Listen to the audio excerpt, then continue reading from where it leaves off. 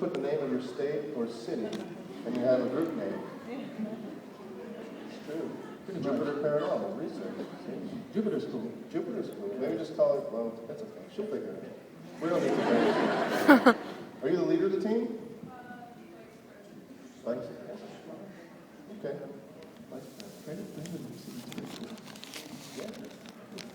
Yes. I was just wondering if there were any experiences you've had that have truly frightened you. And Steve, I don't mean spiders or bugs.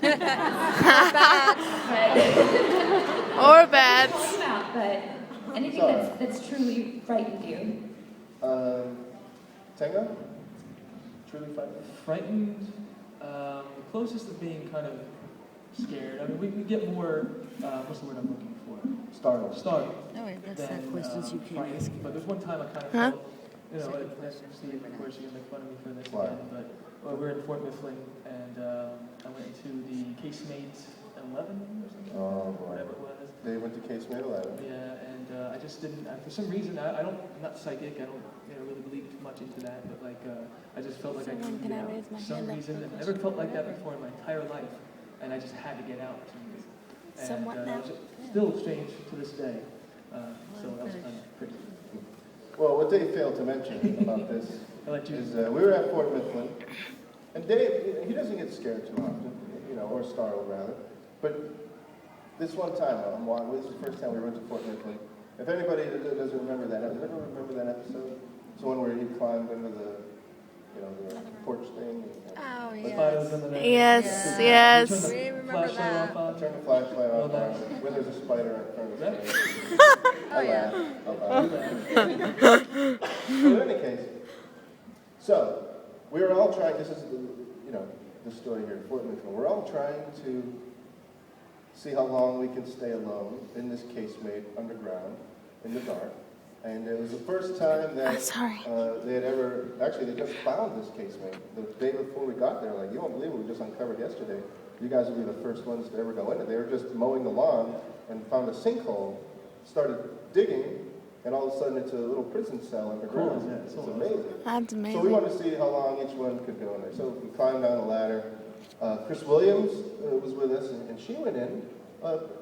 She had to leave after maybe, what did she spend, maybe an hour in there? And that's not a bad time. She's in there for like an hour and had to get out. Understandable. First time she had ever been alone in the dark like that, so an hour. Not bad. I go down there, and I'm down there for a few hours, and I actually just got bored. It's like, whatever, I'm going to get out of here. And so as I'm walking back, and I'm walking across the courtyard, I see Tango up the side on a bench with his head down in between his lap, and I'm like, Dave, man, what's wrong? Are you okay? Are you sick? What's happening? Like, no, man, I was in the casemate, and I just have to get out of there. I couldn't take it anymore. And so I'm thinking, Dave, he's been in these dark places all the time, and you can't be afraid. This is nuts. Something must really happen. So I try to pep talk him, Dave, don't worry about it, We're going to get past this. We'll go back in together. We'll investigate it. No big deal. And I'm like, you must have gave it a valiant effort. Chris Williams is in there for an hour. It's her first time. Dave's like, I know. I really tried. I'm like, well, how long are you in there? He's like, yeah, I was in there for like 5-10 minutes. I'm like, yeah, 5 or 10 minutes. And you have to get out. Literally like 5 minutes. They sound crazy. It's like 5 minutes. He must have went, I'm out of here. I don't know. It's so weird. But what was the question? Oh my God. Nobody remembers now. I don't know. I read Yeah, it. you answered. The question was, were you ever really scared? And yes, you did answer it. All right. Okay, yeah. I was only scared of spiders. I don't really get scared of ghosts, luckily.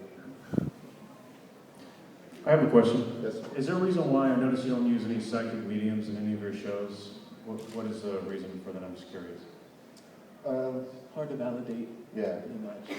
It's way too hard to quantify anything they say. And then what will happen is they'll be saying things like, oh, I'm communicating with a little girl over here.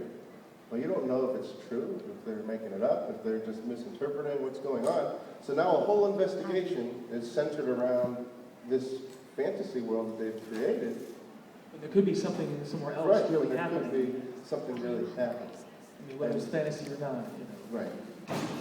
And also, as Tango said, it's very hard to quantify, what they say, but also the majority of psychics, actually every single one I've ever asked that I've worked with, If they want to give you a reading, and no offense to any psychics, you may be a different breed or something, but if you say to them, sure, you can give me a reading, but you can't ask me any questions, they'll go, oh, well, you're not open to it. I can't do that.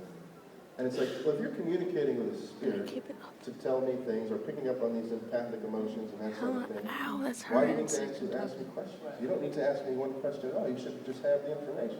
You know? Just throw out names. Oh, I see a Bob. They look at you.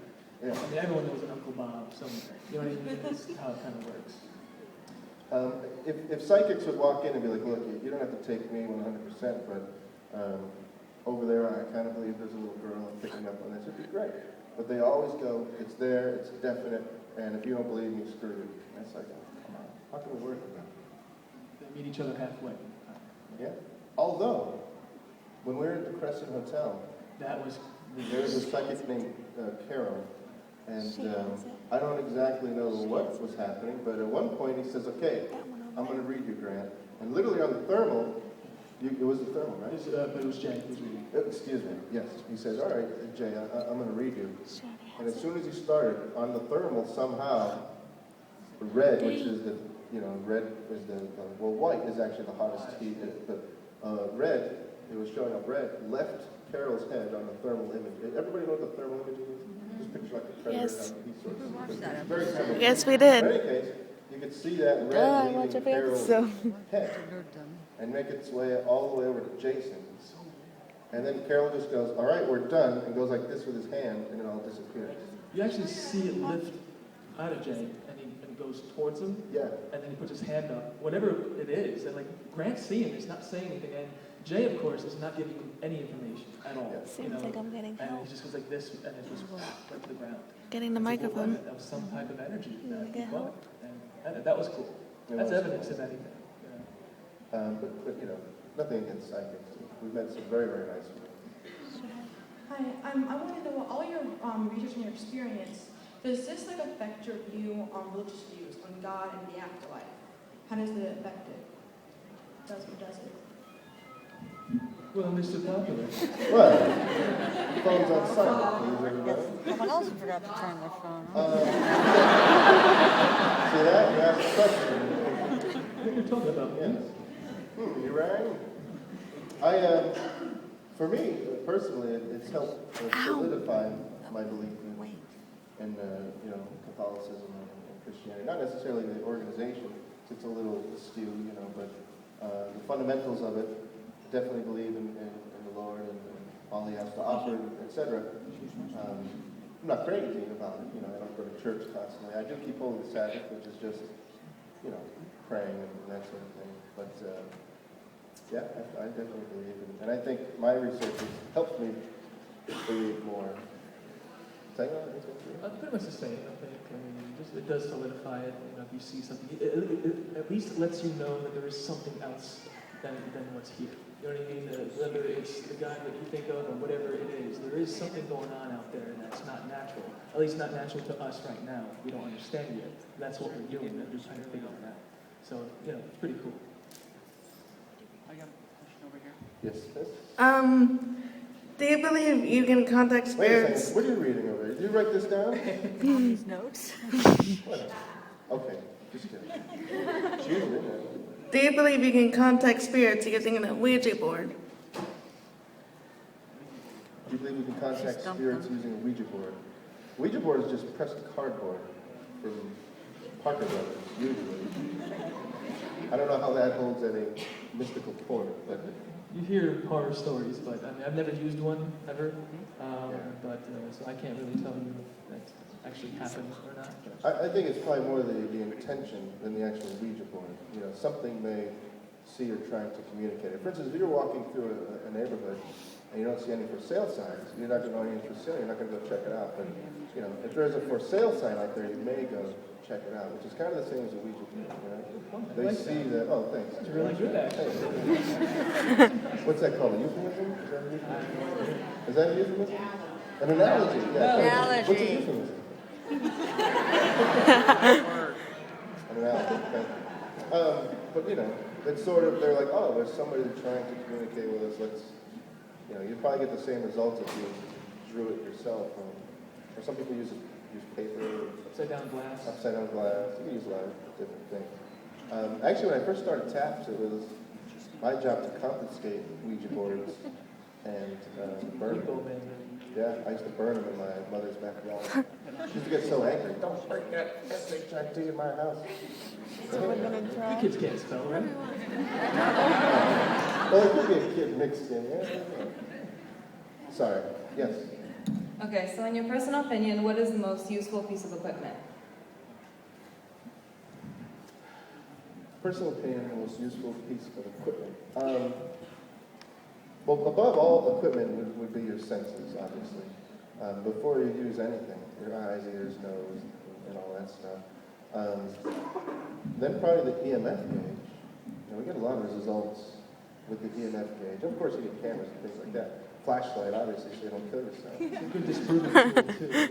So I mean, if you catch something, you can at least try to track it, see where it's going, and then use other equipment. And also, if you're getting EMF leaks coming from pipes or different places, you can find out, okay, maybe they're feeling paranoid. So it's a very versatile tool. Yeah, EMF gauges. A lot of people, wanting to get into the field. If you can't get your hands on the EMF gauge, it's not like you can just go into the store and buy one. You have to find them or find a distributor or whatever. You can use a compass. Works the same exact way. Like a compass picks up on the magnetic field. It's how birds run, fly south, it's how all that stuff. If you see it act funny, like you have to have it stationary for a while to make sure there's nothing going on. And all of a sudden, there's a question, come over here, you see it, start to act a little funny or spin, then there's something there possibly. Yeah, something has to manipulate it, the needles. We're getting the Ouija board. I want to try it out. Speaking of equipment, whatever became of the infamous red, or should I say pink head